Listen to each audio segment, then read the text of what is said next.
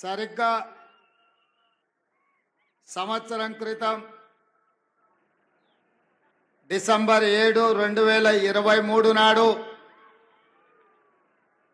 శ్రీమతి సోనియా గాంధీ గారు, శ్రీ మల్లికార్జున్ ఖర్గే గారు, శ్రీ రాహుల్ గాంధీ గారు, శ్రీమతి ప్రియాంక గాంధీ గారు హాజరై హైదరాబాదు నడిబొడ్డున ఎల్బీ స్టేడియంలో మిట్ట మధ్యాహ్నం లక్షలాది మంది తెలంగాణ బిడ్డల కాంగ్రెస్ పార్టీ కార్యకర్తల ఆశీర్వాదంతో ఇందిరమ్మ రాజ్యం ప్రజాప్రభుత్వం ప్రమాణ స్వీకారం చేసి సరిగ్గా 365 రోజులు అంటే ఒక సంవత్సరం పూర్తి చేసుకొని మొదటి సంవత్సరం ఉత్సవాలు పోరాటాల గడ్డ నల్లగొండ గడ్డ మీద ఈరోజు మనం ఈ కార్యక్రమాన్ని జరుపుకుంటున్నాం.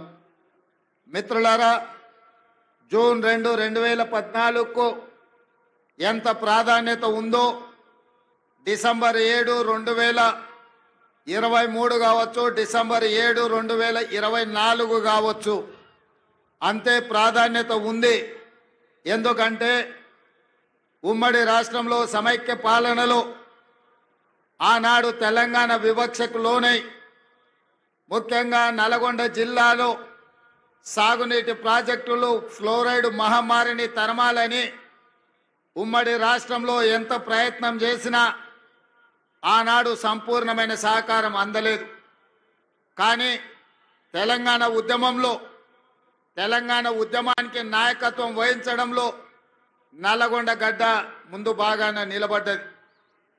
తొలి దశ తెలంగాణ ఉద్యమంలో ఆనాడు కొండా లక్ష్మణ్ బాపూజీ తన మంత్రి పదవికి త్యాగం చేసి మళ్ళీ తెలంగాణ రాష్ట్రం వచ్చే వరకు ఏ పదవిని నేను చేపట్టను అని పదవి త్యాగం చేసిన మహానుభావుడు ఆనాడు ఈ జిల్లా భువనగిరి ప్రాంతానికే ప్రాతినిధ్యం వహించిండు. ఆ తర్వాత మలిదశ తెలంగాణ ఉద్యమంలో ఉమ్మడి రాష్ట్ర మంత్రిగా ఉన్న మీ అభిమాన నాయకుడు కోమటిరెడ్డి వెంకటరెడ్డి గారు తెలంగాణ రాష్ట్రం కోసం, తెలంగాణ రాష్ట్రం వచ్చే వరకు నాకు మంత్రి పదవులు అవసరం లేదు, నా మంత్రి పదవి కంటే నాకు తెలంగాణ రాష్ట్రమే ముఖ్యమని ఆనాడు ఉమ్మడి రాష్ట్రంలో కోమటిరెడ్డి వెంకటరెడ్డి గారు మంత్రి పదవి త్యాగం చేసి మళ్ళీ తెలంగాణ రాష్ట్రం వచ్చిన తర్వాతనే ఇందిరమ్మ రాజ్యంలో ఈనాడు మంత్రి పదవి చేపట్టడం ద్వారా త్యాగం చేసిన పదవిని మళ్ళీ తీసుకోను అని చెప్పి వారు ఆదర్శంగా నిలబడ్డారు. వీరే కాదు, మలిదశ తెలంగాణ ఉద్యమంలో ఆత్మ బలిదానం చేసుకున్న అమరవీరుడు శ్రీకాంతాచారి ఈ ప్రాంతానికి చెందిన వాడే. ఈ నల్గొండ జిల్లా తెలంగాణ ఉద్యమంలో తొలి దశ మలిదశ తెలంగాణ ఉద్యమంలో ఈ నల్గొండ ప్రాంతం పోషించిన పాత్ర ఎవరు మర్చిపోలేనిది. అదే కాదు, ఎప్పుడు ఈ గడ్డ మీద కాలు పెట్టినా నల్గొండ గాలి పీల్చుకుంటే ఆనాటి సాయుధ రైతాంగ పోరాటమే గుర్తుకొస్తుంది. ఆనాడు నిజాంలకు వ్యతిరేకంగా రజాకర్ల అరాచకాలకు అడ్డంగా నిలబడి భూమి కోసం, భుక్తి కోసం, విముక్తి కోసం ఈ నల్గొండ గడ్డ మీద ఆడబిడ్డలు నడుం బిగించి ఒడిసేలలో రాళ్లు పెట్టి ఒడివడిగా కొడుతూ నిజాంలను దిగంతాలకు తరిమి కొట్టిన సాయుధ రైతాంగ పోరాటానికి నాయకత్వం వహించిన ఈ నల్గొండ గడ్డ గాలి పీల్చుకుంటేనే ఆ ఉద్యమ స్ఫూర్తి వస్తుంది. అదే కాదు, అన్యాయం ఎదురైతే వీరోచితంగా పోరాటం చేసిన మల్లు స్వరాజ్యం, భీమిరెడ్డి నరసింహారెడ్డి, రావి నారాయణ రెడ్డి, ధర్మ భిక్షం లాంటి నాయకులు ఈ నల్లగొండ గడ్డ మీద నుంచే ప్రాతినిధ్యం వహించి సాయుధ రైతాంగ పోరాటం నుంచి ఎర్ర జెండా పోరాటం వరకు ఈ నల్లగొండ గడ్డ ముందు బాగాన నిలబడి పోరాటం చేసింది. తెలంగాణ ఉద్యమంలో తెలంగాణ రాష్ట్రం వస్తే తప్పకుండా నల్గొండ సమస్యలు పరిష్కారం అవుతాయి. ఆనాడు డాక్టర్ వైఎస్ రాజశేఖర రెడ్డి గారు ముఖ్యమంత్రిగా ఉన్నప్పుడు నల్గొండ జిల్లా నుంచి మంత్రులుగా ఉన్న పెద్దలు జానారెడ్డి గారు, శాసనసభ్యులుగా కోమటిరెడ్డి వెంకటరెడ్డి గారు తీసుకొచ్చిన ఎస్ఎల్బిసి ప్రాజెక్టు కావచ్చు, ఉదయ సముద్రం బ్రాహ్మణవెల్లి కావచ్చు, ఈ ప్రాంత ప్రాజెక్టులను పూర్తి చేసి తరతరాలుగా మిమ్మల్ని పట్టి పీడిస్తున్న ఫ్లోరైడ్ సమస్య నల్గొండ జిల్లాలో మారుమూల తండాలలో ఉన్న పేదవాళ్ళు కూలి కోసం వెళ్ళాలంటే నడుమొంకర కాళ్ళొంకర చేతులొంకర ఉన్న బిడ్డల్ని వదిలి వెళ్ళలేక ఆ పిల్లలు బయటికి వెళ్తే వచ్చే ఇబ్బందులను దృష్టిలో పెట్టుకొని కన్న పిల్లల్ని కూడా మంచాలకు కట్టేసి కూలి పనులకు వెళ్తూ ఫ్లోరైడ్ మహమ్మారి బారిన పడ్డ ఈ నల్లగొండ మంచి తాగునీరు వస్తే ఈ ప్రాంతంలో కృష్ణానది జలాలు ప్రవహిస్తే మీ ఫ్లోరైడ్ సమస్య తీరుతుందని అనుకున్నారు. ఆ ఫ్లోరైడ్ సమస్యను తీర్చడానికి 44 కిలోమీటర్ల టన్నెల్ నిజంగానే కోమటిరెడ్డి వెంకటరెడ్డి గారు చెప్పినట్టు ఉత్తమ్ కుమార్ రెడ్డి గారి నాయకత్వంలో ఒకవేళ ఆనాడే తెలంగాణ రాష్ట్రంలో చంద్రశేఖర్ రావు గారు 10 సంవత్సరాలు ఎస్ఎల్బిసి టన్నెల్ 44 కిలోమీటర్లు ప్రపంచంలోనే ఇంత పొడవైన టన్నెల్ ఎక్కడా లేదు. టన్నెల్ బోర్ మిషన్ ద్వారా అత్యంత అధునాతనమైన సాంకేతిక నైపుణ్యంతో ఆ టన్నెల్ను పూర్తి చేసి నల్గొండ జిల్లాకు దాదాపుగా 3.5 లక్షల ఎకరాలకు నీళ్లు ఇవ్వడమే కాకుండా 500 పైగా గ్రామాలకు తాగునీటిని ఇవ్వడం ద్వారా శాశ్వతంగా ఫ్లోరైడ్ మహమ్మారిని పాతి పెట్టాలి అని ఆనాడు ప్రణాళికలు సిద్ధం చేశారు. కోమటిరెడ్డి వెంకటరెడ్డి సొంత ఊరు సుఖేందర్ రెడ్డి గారి ఊరికి కూతవేటు దూరంలో ఉన్న బ్రాహ్మణవెల్లి ప్రాజెక్టును పూర్తి చేసి 1,00,000 ఎకరాలకు నీళ్లు ఇవ్వడం ద్వారా ఆ ప్రాంతాన్ని కూడా సస్యశ్యామలం చెయ్యాలని ఉమ్మడి రాష్ట్రంలో వైఎస్ఆర్ నుంచి మంజూరు చేసుకున్న ప్రాజెక్టులు 10 సంవత్సరాల తెలంగాణ చంద్రశేఖరరావు పరిపాలనలో ఆ ప్రాజెక్టులు పూర్తి కాలేదు. ఉమ్మడి రాష్ట్రంలో సమైక్య పాలనలో జరిగిన అన్యాయం కంటే చంద్రశేఖరరావు గారి పరిపాలనలో నల్గొండ జిల్లా నిర్లక్ష్యానికి లోనైంది, అభివృద్ధిని నోచుకోలేదు. అందుకే మిత్రులారా, ఈరోజు డిసెంబర్ 7, 2024 మొదటి సంవత్సరం పూర్తి చేసుకుంటున్న సందర్భంలో మీ ఆశీర్వాదంతో నల్గొండ జిల్లాలో 12 అసెంబ్లీలలో 11 గెలిపించి 2 పార్లమెంట్లలో కుందూరు రఘువీర్ గారిని చామల కిరణ్ రెడ్డి గారిని పార్లమెంటు సభ్యులుగా అత్యధిక మెజారిటీ దక్షిణ భారతదేశంలోనే అత్యధిక మెజారిటీని ఇవ్వడం ద్వారా ఈ నల్లగొండ గడ్డ మీద 3 రంగుల జెండానే ఎగురుతుంది. మీ భుజాలు కాయలు కాసేలా ఈ జెండాను మోస్తాం. అవసరమైతే ఊపిరైనా వదులుతాం, కానీ కాంగ్రెస్ పార్టీ జెండాను వదలము అని నిరూపించిన వీర సైనికులు కాంగ్రెస్ పార్టీ కార్యకర్తలు ఈ నల్లగొండ గడ్డ మీద ఉన్నారు. మరి ఇంత మెజారిటీ ఇచ్చి ఈనాడు ఇందిరమ్మ రాజ్యంలో మీరు ప్రభుత్వాన్ని ఏర్పాటు చేసినప్పుడు మా బాధ్యతగా భావించి మొట్టమొదట పెద్దలు ఉత్తమ్ కుమార్ రెడ్డి గారికి సాగునీటి పారుదల శాఖ మంత్రిగా వారికి బాధ్యతలు అప్పచెప్పిన సోనియా గాంధీ, రాహుల్ గాంధీ, మల్లికార్జున్ ఖర్గే గారి ముందు నేను ఒకటే మాట స్పష్టంగా చెప్పిన, నల్గొండ ప్రాంతం చైతన్యం గల ప్రాంతం.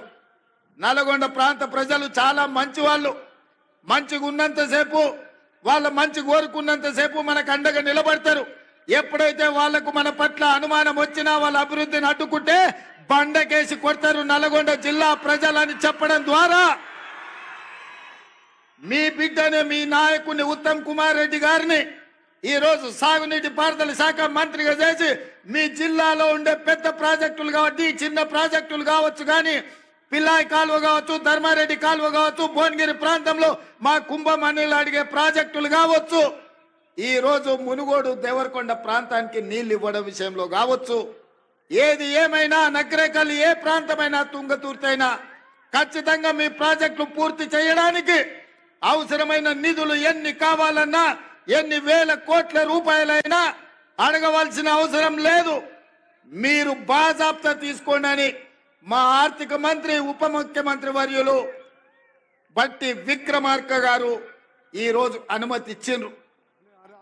అందుకే ఇవాళ మంత్రులందరినీ ఉప ముఖ్యమంత్రి గారి తరఫున ఈరోజు ఈ తెలంగాణ రాష్ట్ర ముఖ్యమంత్రిగా నల్గొండ జిల్లా ప్రాజెక్టులు ఎస్ఎల్బిసి కావచ్చు, బ్రాహ్మణవెల్లి కావచ్చు, పిలాయి కాలువ కావచ్చు, ధర్మారెడ్డి కాలువ కావచ్చు, ఈ ప్రాంతానికి కృష్ణా నది జలాలను ప్రవహింపజేయడం ద్వారా ఈ నల్గొండ జిల్లాను సస్యశ్యామలం చేసి తెలంగాణకే కాదు దేశానికే తలమానికంగా ఆదర్శంగా నిలబెట్టాలన్న ఆలోచన ఈ రోజు మన ప్రభుత్వం చేస్తున్నది.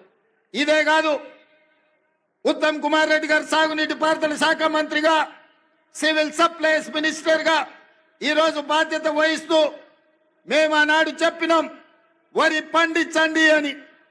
గత ప్రభుత్వం చంద్రశేఖరరావు గారు అన్నారు, వరి వేసుకుంటే మీరు ఉరి వేసుకున్నట్టే, వరి కొనుగోలు కేంద్రాలు మేము తెరవము, వరి కొనము, మేము మీరేసుకుంటే మీ కర్మ అని ఆనాటి ప్రభుత్వం చంద్రశేఖరరావు గారు అన్నారు.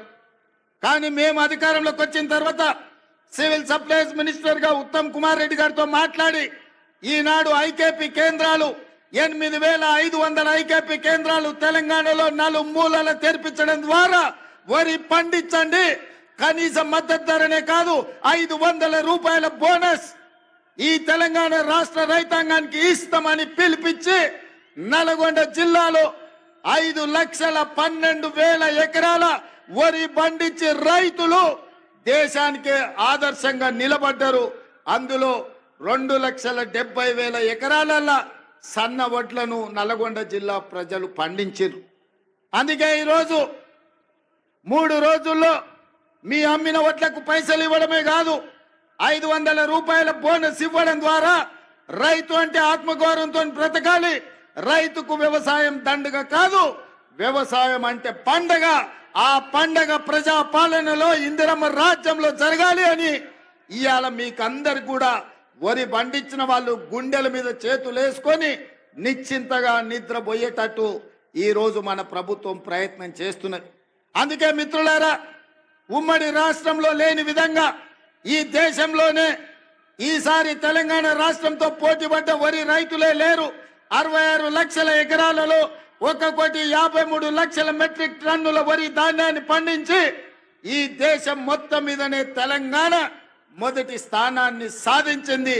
ఈ తెలంగాణ రాష్ట్రంలో 5,12,000 ఎకరాల వరి పండించి నల్గొండ తెలంగాణలో మొదటి స్థానంలో నిలబడ్డదని నేను ఈ రోజు ఈ సందర్భంగా గర్వంగా నేను చెప్పదలుచుకున్నా. అందుకే నల్గొండ రైతాంగాన్ని మనస్ఫూర్తిగా నేను అభినందిస్తున్నా.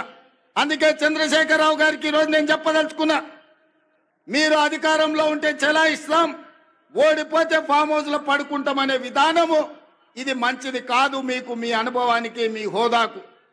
ఈ రోజు నేను సూటిగా వారిని ఒకటే మాట అడుగుతున్నా, మేమందరం ఎన్నికల్లో పోటీ చేయలేదా? ఓడినా గెలిచినా ప్రజల్లో ఉండలేదా? ఒక్కసారి కాదు 2 సార్లు మీరు గెలిచినారు, మేము ఓడినాం. మీరు ముఖ్యమంత్రిగా ఉన్నప్పుడు ప్రధాన ప్రతిపక్ష నాయకుడిగా పెద్దలు జానారెడ్డి గారు నిరంతరం ప్రజల మధ్యలో ఉండి శాసనసభలో పాలక పక్షానికి సలహాలు సూచనలు ఇస్తూ ప్రభుత్వం చేసే తప్పిదాల మీద వారు సూటిగా పదునుగా ప్రభుత్వాన్ని నిలదీశారు. అదే విధంగా మిత్రుడు బట్టి విక్రమార్క గారు మరొక 5 సంవత్సరాలు సిఎల్పి నాయకుడిగా మా ఎమ్మెల్యేలను మీరు గుంజుకున్నా, ముక్కవోని ధైర్యంతో సిఎల్పి హోదాను మీరు తొలగించినా ఏ రోజు అధైర్య పడలేదు. ధైర్యంగా 5 మంది శాసనసభ్యులతో పంచ పాండవులలాగా అందులో కోమటిరెడ్డి రాజగోపాల్ రెడ్డిని కూడా ఎంబడి పెట్టుకొని మీతోని కొట్లాడి, నెంబర్ కాదు సమస్యలను ప్రస్తావించడం ప్రతిపక్ష బాధ్యత అని ప్రజా సమస్యల మీద చట్ట సభలలో మా సిఎల్పి నాయకుడు ఆనాడు బట్టి విక్రమార్క గారు మీ ప్రభుత్వం మీద పోరాటం చేయడమే కాదు మీ ప్రభుత్వానికి సలహాలు ఇచ్చిండ్రు. మరి ఈరోజు నేను చంద్రశేఖరరావు గారిని అడుగుతున్నా, సంవత్సరం పూర్తి అయింది, మీరు ఎప్పుడైనా మీ ప్రతిపక్ష నాయకుడు పాత్ర పోషించిండ్రా? మీరు శాసనసభకు వచ్చిండ్రా? మీ అనుభవాన్ని ఎమ్మెల్యేగా, రాష్ట్ర మంత్రిగా, పార్లమెంట్ సభ్యుడిగా, కేంద్ర మంత్రిగా, తెలంగాణ రాష్ట్ర సమితి అధ్యక్షుడిగా, తెలంగాణ రాష్ట్ర ముఖ్యమంత్రి 10 సంవత్సరాలుగా మీకున్న అనుభవాన్ని, మీ వయసును తెలంగాణ ప్రజల కోసం ఏ ఒక్క రోజైనా వినియోగించిండ్రా? మీరు ఆలోచన చేయండి, ఆత్మ పరిశీలన చేసుకోండి. చంద్రశేఖర్ రావు గారు ఇంత అనుభవాన్ని 40 సంవత్సరాల ప్రజా జీవితంలో 4 కోట్ల ప్రజలు మీకు అండగా నిలబడి మిమ్మల్ని మోస్తే ఈ రోజు ప్రతిపక్ష పాత్ర, శాసనసభలో ప్రతిపక్ష కుర్చీ ఖాళీగా ఉండడం ఈ తెలంగాణ సమాజానికి ఏమి సమాధానం చెప్తారు మీరు అని అడుగుతున్నా. ఇవాళ మీరు నేను ఒకటే సూచన చేయదలుచుకున్నా, గెలిస్తే ఉప్పొంగిపోవడం, ఓడిపోతే కుంగిపోవడం, కుంగిపోయి ఫామ్ హౌస్లో పడిపోవడం మీ స్థాయికి మీ గౌరవానికి తగ్గదు. ఓటమి మేము చూసినాం. ఎమ్మెల్యేగా నేను ఓడిపోయినా, ఎమ్మెల్యేగా ఎంకన్నా ఓడిపోయిండు. కానీ ప్రజాక్షేత్రం మొదలలే మళ్ళా పార్లమెంట్ ఎన్నికల్లో నిలబడి ప్రజా తీర్పు కోరినాం. మల్కాజ్గిరి నుంచి నేను, అదే విధంగా నల్గొండ నుంచి ఎంకన్నా ఎంపీలుగా గెలిచి పార్లమెంటులో తెలంగాణ గళాన్ని వినిపించినాం. ఎమ్మెల్యేగా గెలిచిన ఉత్తమ్ కుమార్ రెడ్డి గారు పార్టీ ఆదేశాల మేరకు పార్లమెంటు నల్గొండ నుంచి, భువనగిరి నుంచి వీళ్ళందరూ కూడా ప్రాతినిధ్యం వహించారు. అది మల్కాజ్గిరి కావచ్చు, ఎంకన్నా ప్రాతినిధ్యం వహించిన భువనగిరి కావచ్చు, ఉత్తమ్ కుమార్ రెడ్డి గారు ప్రాతినిధ్యం వహించిన నల్గొండ కావచ్చు.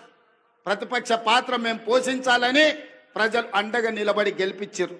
మరి ఈరోజు నేను అడుగుతున్నా, సంవత్సరం పూర్తయిన సందర్భంగా చంద్రశేఖరరావు గారు మీరు ఒక్కసారి ఆత్మ పరిశీలన చేసుకోండి. గెలిస్తే ఉప్పొంగడం, ఓడిపోతే కుంగిపోవడం, ఇది తెలంగాణ సమాజానికి ప్రజాస్వామ్యానికి మంచిదా? మీరెందుకు బయటికి రావడం లేదు? మీరెందుకు మాట్లాడడం లేదు?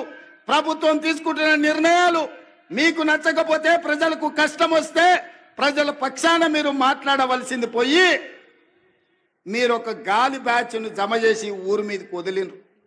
వాళ్ళ మాటలు ఎప్పుడైనా మీరు విన్నారా? చంద్రశేఖరరావు గారు ఏం మాట్లాడుతున్నారో, ఏం చేస్తున్నారో?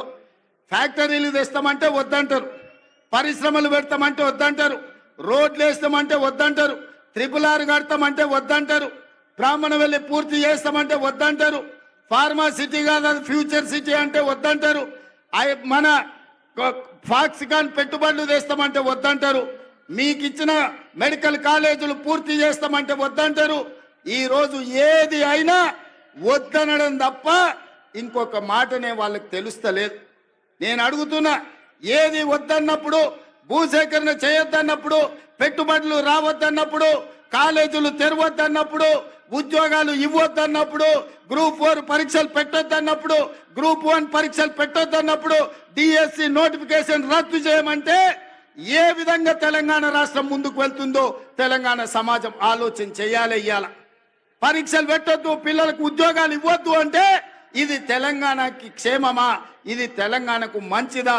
ఒక్కసారి ఆలోచన చేయండి. ఆనాడు తెలంగాణ ఉద్యమం జరిగిందే ఉద్యోగాల కోసం, ఉపాధి కోసం, ఉజ్వల భవిష్యత్తు కోసం. నూనూగు మీసాల యువకులు ఉస్మానియా యూనివర్సిటీ, కాకతీయ యూనివర్సిటీలలో తెలంగాణ ఉద్యమాన్ని ఉవ్వెత్తున లేపి ఓ ఈశాన్ రెడ్డి, ఓ వేణుగోపాల్ రెడ్డి, ఓ కానిస్టేబుల్ కిష్టయ్య, ఓ యాదయ్య వీళ్ళందరూ ఆత్మ బలిదానాలు చేసుకొని శ్రీకాంతాచారిని ఆదర్శంగా తీసుకొని వాళ్ళు ప్రాణ త్యాగాలు చేసింది వాళ్ళ భవిష్యత్ తరాల పిల్లలకు ఉద్యోగ ఉపాధి అవకాశాలు రావాలి, వాళ్ళ బతుకులైన బాగుపడాలి అని కదా తెలంగాణ కోసం త్యాగం చేసింది. లేకపోతే 1200 మంది ఆత్మ బలిదానాలు చేసుకున్నది మీ కుటుంబంలో 4 ముఖ్యమంత్రులని, 2 మంత్రులను, లేకపోతే రాజ్యసభ సభ్యులను, ఎమ్మెల్సీలను చేయడానికి పిల్లలందరూ ప్రాణత్యాగం చేసిండ్రా? మీ 4 కోసం మీ పిల్లలు త్యాగం చేసిరా? 4 కోట్ల తెలంగాణ ప్రజల కోసం ప్రాణ త్యాగం చేసిండ్రా? నువ్వు ఒక్కసారి ఆత్మ పరిశీలన చేసుకోండి చంద్రశేఖరరావు గారు. ఇవాళ మేము భావిస్తున్నాం 1200 మంది తెలంగాణ బిడ్డల ఆత్మ బలిదానాల పునాదుల మీద ఏర్పడి తెలంగాణ రాష్ట్రం, ఈ తెలంగాణలో ఉండే నిరుద్యోగ రాక్షసిని ఈ రోజు బంధించాలి, నిరుద్యోగ యువకులకు ఉద్యోగాలు ఇచ్చి ప్రయోజకులను చెయ్యాలన్న ఆలోచన ఇవాళ కాంగ్రెస్ పార్టీ చేసింది. 15,000 కానిస్టేబుల్ల ఉద్యోగాలు ఇస్తే నల్గొండలో వేలాది ఉద్యోగాలు వచ్చినాయి. ఇవాళ నేను గర్వంగా తెలంగాణ రాష్ట్ర గడ్డ మీద నుంచి నేను చెప్పదలుచుకున్నా, మొదటి సంవత్సరం ఈ దేశానికి స్వతంత్రం వచ్చినప్పటి నుంచి ఈనాటి వరకు 75 సంవత్సరాలలో ఈ దేశంలో ఏ రాష్ట్రంలో ఏ ముఖ్యమంత్రి, ఏ ప్రభుత్వం మొదటి సంవత్సరంలో 55,143 ఉద్యోగాలు ఇచ్చిన రాష్ట్ర ప్రభుత్వమే లేదు. తెలంగాణలో మా ప్రభుత్వం ఇచ్చింది.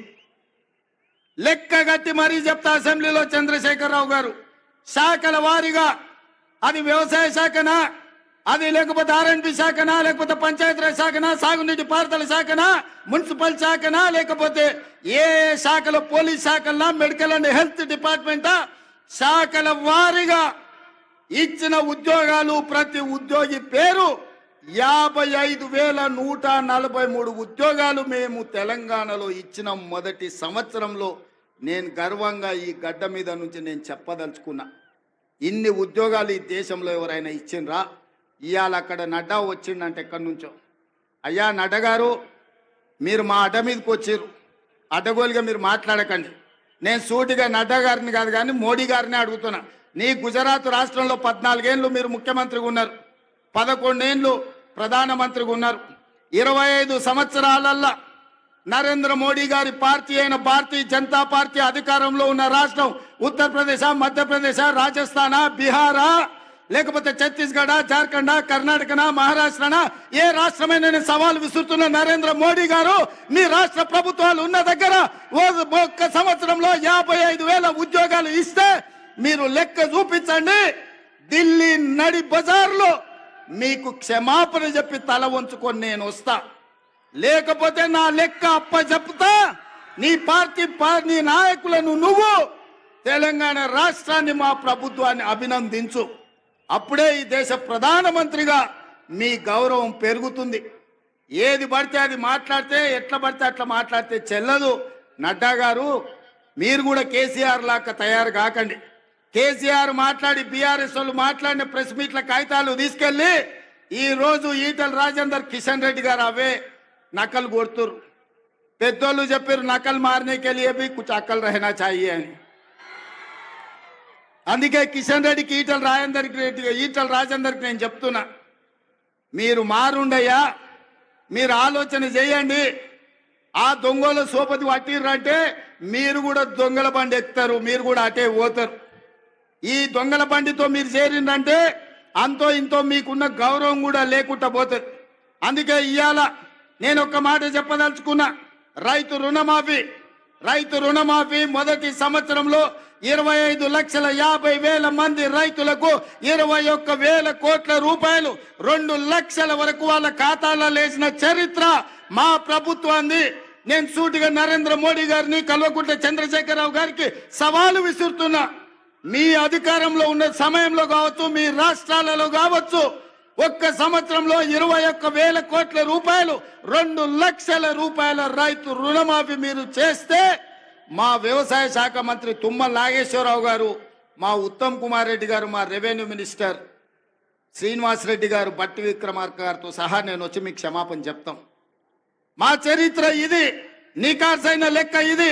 మా ఆర్టీ ఒక్క నల్గొండ జిల్లాలో మా ఎంకన్న చిట్టి రాసిస్తున్నాడు, 2,004 కోట్ల రూపాయలు ఒక్క నల్గొండలనే రుణమాఫీ జరిగిందని.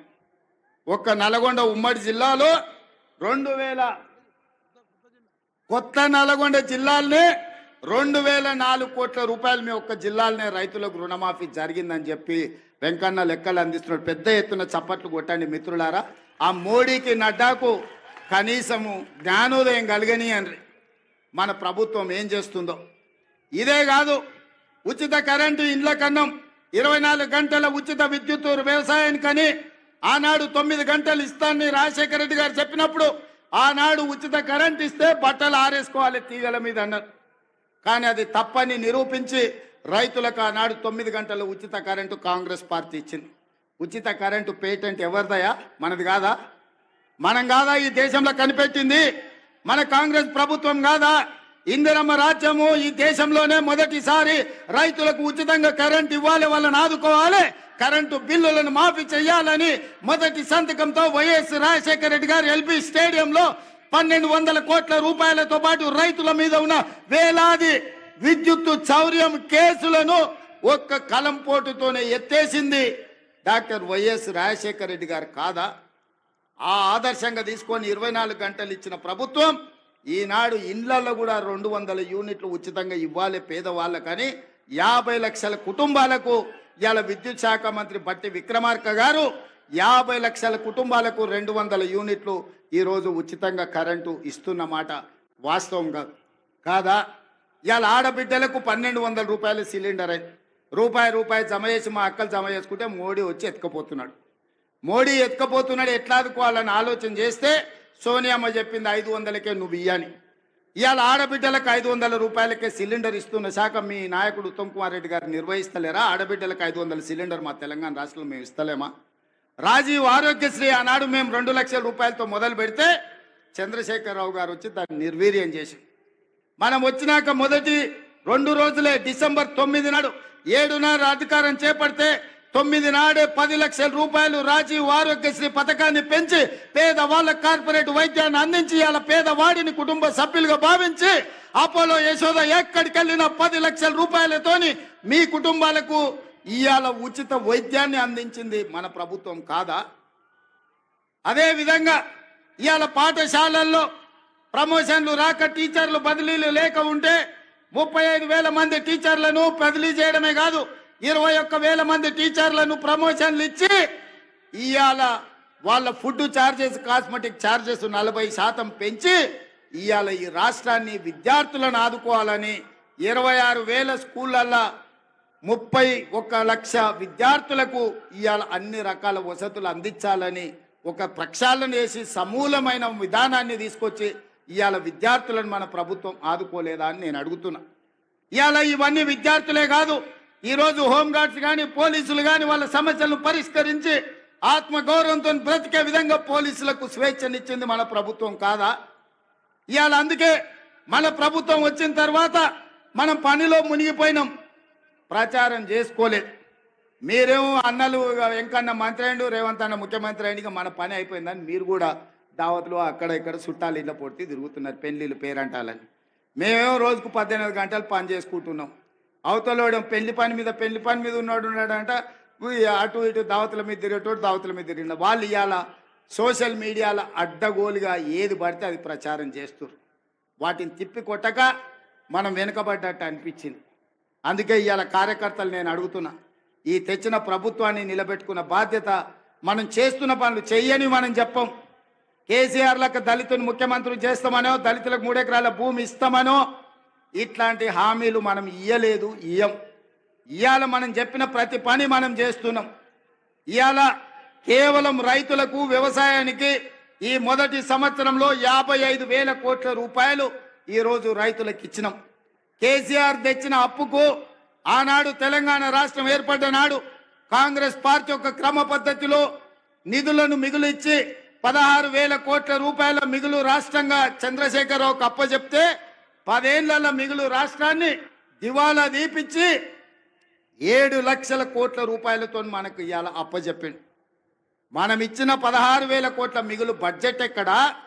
చంద్రశేఖరరావు గారు 7 లక్షల కోట్ల రూపాయల అప్పుల ఊబిలో కూరుకుపోయిన తెలంగాణ రాష్ట్రాన్ని మనకిస్తే అక్కడి నుంచి ప్రయాణం మొదలుపెట్టి ఇవాళ చంద్రశేఖరరావు గారు చేసిన అప్పులకు ప్రతి నెల బట్టి విక్రమార్క గారు అసలు మిత్తి కలిపి ప్రతి నెల 6,500 కోట్లు కడుతుండు. ఈ మొదటి సంవత్సరం ఇప్పటికే 65,000 కోట్ల రూపాయలు చంద్రశేఖరరావు గారు అప్పులు చేసిన దానికి ఆయన తెచ్చిన అప్పులకు అసలు మిత్తి కలిపి 65,000 కోట్లు కట్టారు.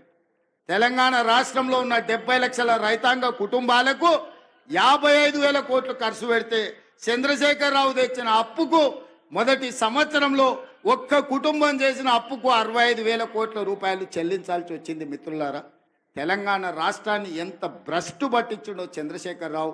ఇవాళ తెలంగాణ ఆర్థికవేత్తలు ఆలోచన చెయ్యాలి. అందుకే ఇవాళ మిత్రులారా, ఈ నల్గొండ గడ్డ మీద మొదటి సంవత్సరం పూర్తి చేసుకుంటున్న సందర్భంగా రైతు రుణమాఫీ కావచ్చు, రైతు భరోసా కావచ్చు, రైతుకి ఇస్తున్న బోనస్ కావచ్చు, నిరుద్యోగ యువకులకు ఇచ్చిన 55,000 ఉద్యోగాలు కావచ్చు, ఫ్రీ సిలిండర్ కావచ్చు, ఆరోగ్యశ్రీ కావచ్చు, అన్ని పథకాలు మనం అమలు చేస్తున్నాం, ఇంకా చేస్తాం. ఈ గడ్డ మీద నుంచి చివరిగా ఒక్క మాట చెప్పదలుచుకున్నా, సంక్రాంతి తర్వాత రైతు భరోసా మీ ఖాతాలో పడుతుంది. వాడో వీడో ఏదో చెప్పితే ఎవ్వని మాట వినకండి. ఆనాడు ఒట్టేసి చెప్పిన రుణమాఫీ చేస్తా అని చేసి చూపించిన ఇవాళ మళ్ళీ మీకు చెప్తున్నా, తెలంగాణ రైతాంగానికి నల్గొండ గడ్డ మీద నుంచి మాట ఇస్తున్నా, సంక్రాంతి పండుగ తర్వాత మీ ఖాతాలలో రైతు భరోసా గలగల పడుతుంటే బీఆర్ఎస్ వాళ్ళ గుండెలు లబడబ కొట్టుకోవాలి. అదే విధంగా నల్గొండ రైతాంగానికి తెలంగాణ రైతాంగానికి విజ్ఞప్తి చేస్తున్నా, సన్నాలే పండించండి, సన్నాలకు 500 రూపాయల బోనస్ ఇచ్చి మీ పంట కొనే బాధ్యత, చివరి గింజ వరకు కొనే బాధ్యత మన ప్రభుత్వం తీసుకుంటది. మీ బోనస్ మీ ఖాతాలో పడుతుంది. ఎవడెన్ని చెప్పినా నమ్మకండి, మీరు నమ్మకంగా సన్నాలు పండించండి. ఆ సన్నాలు మీరు పండించిన సన్నాలే రేషన్ షాపుల్లో పేదోళ్ళకు సన్న బియ్యం ఇస్తాం. హాస్టళ్లలో ముఖ్యంగా SC ST BC minority Kasturba పాఠశాలల్లో మధ్యాహ్న భోజన పథకానికి సన్నం బియ్యంతోనే పేదోళ్ళ బిడ్డలకు అన్నం పెట్టే బాధ్యత ఈ ప్రభుత్వం తీసుకుంటుంది. తెలంగాణ గడ్డ మీద తెలంగాణ నేలలో పండించిన తెలంగాణ సన్నాలే మన బిడ్డలకు బుక్కెడు బువ్వ పెట్టాలి. సన్నాలు పండించండి. 500 బోనస్ ఇచ్చే బాధ్యత ఈరోజు తెలంగాణ రాష్ట్ర ప్రభుత్వం తీసుకుంటుంది అని చెప్పి మీ అందరికీ నేను చెప్పదలుచుకున్నా. అదేవిధంగా ఎంకన్నా కాగితాలు ఆడబెట్టిండు, చెప్తూనే కాగితాలు ఇస్తూనే ఉండు. ఇంకా డెంటల్ కాలేజ్ కావాలని ప్రాజెక్టుల గురించి. అదేవిధంగా ఎంకన్నా ఎంత స్వార్థపరుడు అంటే, మేమిద్దరం నితిన్ గడ్కరీ దగ్గరికి పోయినాం, కేంద్ర మంత్రి దగ్గరికి. మాకు రోడ్లు ఇవ్వాలని, ఆయన రోడ్లు ఇచ్చే మంత్రి. మేము 2 అడిగినాం. నేనేమో రీజనల్ రింగ్ రోడ్ అడిగినా, ఎంకన్నానేమో నల్లగొండకు అవుటర్ రింగ్ రోడ్ అడిగాను. నితిన్ గడ్కరీ అన్నాడు ఏదో ఒకటి ఇస్తా అన్నాడు. ఎంబడే రీజనల్ రింగ్ రోడ్ కంటే ముందుగాల నల్గొండ అవుటర్ రింగ్ రోడ్ అడిగిండ. నల్గొండ అవుటర్ రింగ్ రోడ్ 400 కోట్లకు అవుతుంది, రీజనల్ రింగ్ రోడ్ 35,000 కోట్లకు అవుతుంది. అయినా ఎంకన్నా నల్గొండను అభివృద్ధి చేయాలా అన్న పట్టుదలతో నల్గొండకు అవుటర్ రింగ్ రోడ్ ఆయన తెచ్చిన రీజనల్ రింగ్ రోడ్ మనం ఇవాళ వేసుకోవాలనుకుంటున్నాము. తప్పకుండా రీజనల్ రింగ్ రోడ్ కూడా మీ ఎంకన్న చేతుల మీదుగానే ఆనాడు వైఎస్ఆర్ ఉన్నప్పుడు అవుటర్ రింగ్ రోడ్ అయింది. ఈనాడు ఎంకన్న చేతుల మీదుగా కేంద్ర ప్రభుత్వం నుంచి రీజనల్ రింగ్ రోడ్డు తీసుకొచ్చి అభివృద్ధి చేసే బాధ్యత ఈరోజు మన ప్రభుత్వం తీసుకుంటుంది. ఎయిర్పోర్ట్ కు కూతవేటు దూరంలో ఫ్యూచర్ సిటీ కట్టడం ద్వారా ఒక గొప్ప నగరాన్ని హైదరాబాద్ నిజాంలు కుతుబ్ షాయిలు కట్టిండ్రు, సికింద్రాబాద్ ను నిజాం బ్రిటిషర్స్ కట్టిండ్రు. అదే విధంగా సైబరాబాద్ ని చంద్రబాబు నాయుడు రాజశేఖర రెడ్డి గారు కట్టిండ్రు. ఇవాళ 4th సిటీని మీ అన్నగా మీ తమ్ముడుగా 4th సిటీని కట్టే బాధ్యత ఆ సిటీ ఫ్యూచర్ సిటీ అవుతుంది. 50,000 ఎకరాల కొత్త నగరాన్ని నిర్మించుకొని ప్రపంచంలో ఉండే పెట్టుబడులను అక్కడికి తీసుకొచ్చి మన నిరుద్యోగ యువకులకు, ఇంజనీర్లకు, లాయర్లకు, డాక్టర్లకు ఉద్యోగ ఉపాధి అవకాశాలు కల్పించే బాధ్యత ఈ రోజు మన ప్రభుత్వం తీసుకుంటుంది. కొత్త నగరాన్ని నిర్మించుకోవడానికి ఎంకన్నా పక్క నుంచి మా మూసీ కథ ఏందంటున్నాడు, కాగితం మీద రాసిచ్చి నకలు చిట్టిస్తే ఏందో అనుకున్నా.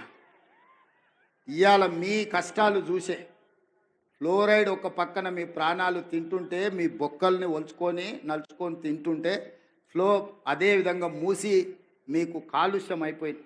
మూసీ ప్రాజెక్టు నేను చేసి మీకు కృష్ణా గోదావరి జలాలతో పాటు మూసీ ఈసా నది నుంచి నీళ్లు తేవాలే, మీ పంటలు పండాలే, కాలుష్యం పోవాలే, చచ్చిన శవాలు పశువుల కలేబరాలు కొట్టుకొస్తున్న మూసీని ప్రక్షాళన చెయ్యాలని ఇవాళ నేను ముందుకు వస్తే బీఆర్ఎస్ వాళ్ళు కట్టొద్దంటారు. నల్గొండ ఆలోచన చెయ్యాలి. ఈయన పక్కనే ఒక ఆయనకు ఒకటి ఇచ్చి ఏకలింగానికి, ఆ ఏకలింగాన్ని మీరు పోయి అడుగురు సూర్యాపేటకు పోయి మూసీ కట్టాలా వద్దా. మూసి వద్దంటే తీసుకొని పోయి అందులోనే ముంచండి ఏకలింగాన్ని. ఎందుకంటే తప్పిపోయిండు, అట్లనో ఇట్లనో ఎట్లనో. ఇవాళ ఈ మూసీ ప్రాజెక్టు కట్టకపోతే నల్గొండలు ఎవరు బ్రతకలేని పరిస్థితి. వరల్డ్ హెల్త్ ఆర్గనైజేషన్ చెప్పింది మనుషులు జీవించలేని పరిస్థితులు నల్గొండ ప్రాంతంకు రాబోతున్నాయని. అందుకే ఇవాళ మూసీ ప్రక్షాళన చేసి గోదావరి జలాలు ఉస్మాన్ సాగర్, హిమాయత్ సాగర్ కు తరలించి అక్కడి నుంచి మూసీలో గోదావరి జలాలను ప్రవహింపజేసి మీ మూసీ ప్రాజెక్టు నేరేడ్చర్ల వరకు ఈ రోజు మూసీ ప్రాజెక్టును కట్టడం ద్వారా ఈ నల్గొండను అభివృద్ధి పదం వైపు నడిపించి కలుషితం లేని నీరును మీ ప్రాంతానికి ఇవ్వడం ద్వారా, ఇండస్ట్రియల్ పొల్యూషన్ నుంచి మిమ్మల్ని కాపాడడం ద్వారా మూసీ కట్టి తీరుతాం. మూసీ కట్టే బాధ్యత నాది, నల్లగొండకు విముక్తి కలిగించే బాధ్యత నాది. ఎవరైనా అడ్డం వస్తే అడ్డం వచ్చేటోళ్ళ సంగతి చూసే బాధ్యత మీది. అదొక్క బాధ్యత మీరు తీసుకోండి. నిజాంనే దిగంతాలకు తరిమినోళ్ళు, ఉమ్మడి రాష్ట్ర సమైక్య పాలన నుంచి విముక్తి కలిగించిన నల్గొండ బిడ్డలు. బండి యాదగిరి ఆనాడు బాడిండు, బండి వెనుక బండి కట్టి 16 బండ్లు కట్టి ఏ బండ్లో వస్తారో కొడుకో నైజాం సర్కరోడా, చుట్టుముట్టు సూర్యాపేట, నట్ట నడుమ నల్లగొండ, కడతామ్ర నీ గోరి అని నల్గొండ బిడ్డలు, నిజాంకే గోరి కట్టిన బిడ్డలు మీరు. ఇవాళ మూసి వద్దని అడ్డం బండేటోళ్లకు గోరి కట్టే శక్తి మీకే ఉంది. మీరు అనుకుంటే ఎల్బీ నగర్, మహేశ్వరం, ఇబ్రాహీంపట్నం, ఉప్పల్ నియోజకవర్గాలు నల్గొండ బిడ్డలు దలుచుకుంటే బీఆర్ఎస్ వాళ్ళ డిపాజిట్లు గల్లంత అవుతాయి. మీరు కంకణం కట్టుకోండి. నల్గొండ ప్రజలారా ఆలోచన చెయ్యండి. మూసి కట్టాలన్నా వద్దా? మూసి వద్దంటే ఆ మూర్ఖులు మిమ్మల్ని నిండా ముంచుతారు. మూసి కట్టాలంటే వద్దన్నోళ్ళను మూసిలో ముంచండి అని మీ అందరికీ తెలియజేస్తూ, మూసి కట్టే బాధ్యత నేను తీసుకుంటే ఎంత ఖర్చన్నా కానీ, ఎన్ని కష్టాలన్నా రాని, సోషల్ మీడియాలో ఎన్నైనా తిట్లు తిట్టని, ఎట్లా తిడుతురో మీరు చూసిరు కదా. ఏడైనా ఏదైనా కట్టాలంటే ఎవరో ఒకరు కోల్పోవాలి. కోల్పోయే వాళ్ళకి ఎవరైనా ఇష్టపడి మూసీలో బతుకుతారా? మూసీలో ఎన్ని దోమలు ఉన్నాయో మీకు తెలియదా? నల్గొండలో సిరీస్ ఫ్యాక్టరీ కలిస్తే ఎట్లుండేనో మీకు తెలియదా? బోర్ వేస్తే నీళ్లు పచ్చగొచ్చి అన్నం వండుకుంటే సారే పెట్టుకున్నట్టు పసుపు బియ్యంతో అన్నం తిన్నట్టు ఉండలేదా? అట్లాంటి పరిస్థితి నుంచి ఇవాళ ప్రక్షాళన చెయ్యాలి అని అంటే వద్దే వద్దు అని ఇవాళ బీఆర్ఎస్ వాళ్ళు అంటారు. నేను చంద్రశేఖరరావు గారిని అడగదలుచుకున్నా. మీ పిల్లలంటే గాలి పోరలు గాలికి తిరుగుతారు, గాలి మాటలు మాట్లాడతారు. అనుభవం గల మీరు చెప్పండి, మూసి కట్టాలన్నా వద్దా? వద్దంటే మా నల్గొండ బిడ్డలు మిమ్మల్ని బొంద పెడతారు. ఉన్న ఏకలింగం కూడా మొక్క కూడా మొలవదు నల్గొండ జిల్లాలని పార్టీ గుర్తుపెట్టుకో. అది ఎల్బీ నగర్ కావచ్చు, మహేశ్వరం కావచ్చు, ఉప్పల్ కావచ్చు, నీకున్న సీట్లలో డిపాజిట్ వస్తే మా నల్గొండ బిడ్డల మీద ఒట్టే. ఎందుకనంటే మా నల్గొండ వాళ్ళు అనుకుంటే మా పాలమూరు వాళ్ళు తోడైతే ఈడ ఎవరికన్నా డిపాజిట్ వస్తుందా? మీరు ఒక్కసారి ఆలోచన చెయ్యండి. అందుకే ఇవాళ మూసీ ప్రాజెక్టును పూర్తి చేసే బాధ్యత ఇవాళ మీకు ఒకే ఒక్క మాట ఇచ్చిపోతున్న నల్గొండ జిల్లాలో. మిగతా అన్ని కూడా మీ నాయకుల చేతుల్లోనే ఉంది, వాళ్ళు పని చేసుకుంటారు. ఈ వేదిక మీద నుంచి నల్గొండ జిల్లాలకు నేను ఇస్తున్న ఒకే ఒక్క మాట, మూసీ ప్రక్షాళన చేస్తాం, మూసీని పునరుజ్జీవింపజేస్తాం. మూసీలో కొట్టుకొచ్చే మనుషుల శవాలు, పశువుల కలేబరాల నుంచి విముక్తి కలిగించి మీ వ్యవసాయానికి ఉపయోగపడే, మీరు తాగడానికి పనికొచ్చే నీళ్లను గోదావరి నుంచి తరలించి నల్గొండ కృష్ణానదిలో కలిసే వరకు మూసీ, ఈసా, గోదావరి జలాలను మీకు ఇచ్చే బాధ్యత నేను తీసుకుంటూ మీ అందరి దగ్గర సెలవు తీసుకుంటున్న మిత్రులారా.